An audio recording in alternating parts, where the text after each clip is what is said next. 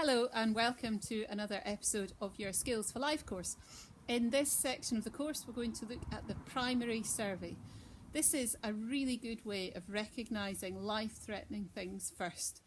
We use the alphabet to help us, or sometimes we use a system called Doctor's ABC. It doesn't really matter what you use so long as you remember it. I'm going to show you how to do a primary survey. And then we're going to review it and look at how to explain that a little bit further. This is my son Rory, and I've asked him to pretend to be unresponsive for the basis of this little exercise. So the first thing I need to do is assess for danger. I need to make sure it's safe for me to be here and there's nothing that's going to do me harm. So A, assess for danger. At the same time, I consider cross-contamination. If I had gloves, I would put them on. It's very unlikely I'll have gloves, but I will pretend to put them on when I'm doing a little bit of training so that it reminds me that if there is blood, I should just be a little bit careful and not put my hands on it. So that's the A, assess for danger. Assess now for response. I'm going to try and get Rory to wake up. His chances of survival are much better if he's awake. The first thing I'll do is I'll use my voice. So open your eyes, Rory, in a nice big voice. That didn't work. So I'm going to have to use a bit of pain now. So I'm going to use a little squeeze on the shoulders. Much better just to squeeze around the shoulder area than shake him. Look what happens when I shake him. If he had a sore neck, I probably just made that worse. So a really firm squeeze around the shoulders. Open your eyes, Rory. Nothing happened. Now I'm concerned about his airway.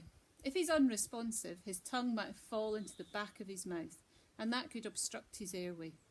So what I'm going to do is give him the very best bulldog impression. I'm going to get him to put his jaw forward in his mouth. Now he can't do that for himself, so I'm going to do it for him.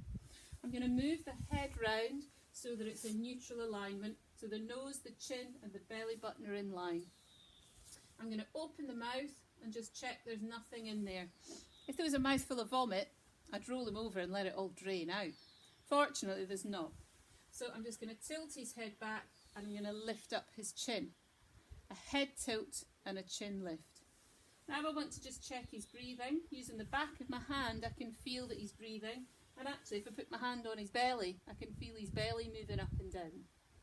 A, B. I'm happy he's breathing now. I've checked and he's done at least 3 breaths. I can let go and make sure he can still breathe on his own. A, B, C. C, just check that there's no bleeds around him, just under his body. Make sure there's nothing I've missed there. Check his pockets, because I'm going to roll him over. Don't want him to hurt himself. I know my son, I know Rory, so I know he's not got any medical information around his neck or anything, but there might be something there that says, oh, I'm diabetic or something like that. So just making sure he's comfortable. If he had glasses on, I would take them off and pop them in his pocket so that they were safe. ABC, that's a primary survey.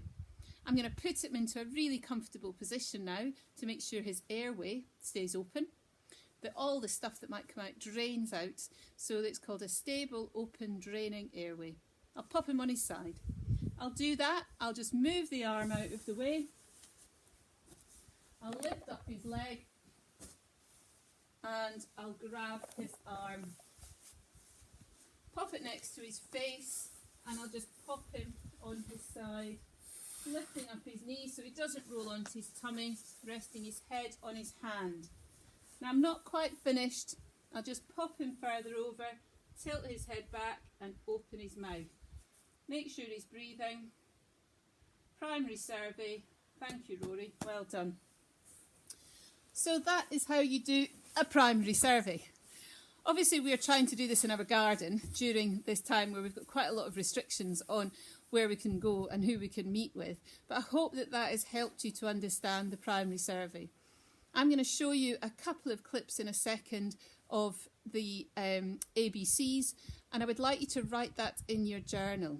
If you're doing this for your volunteering, I want you to teach somebody how to do a primary survey. So at the end of this section, whether you're doing your skills or you're volunteering, you should have another tool in your toolkit to help somebody who is ill or injured. Thank you.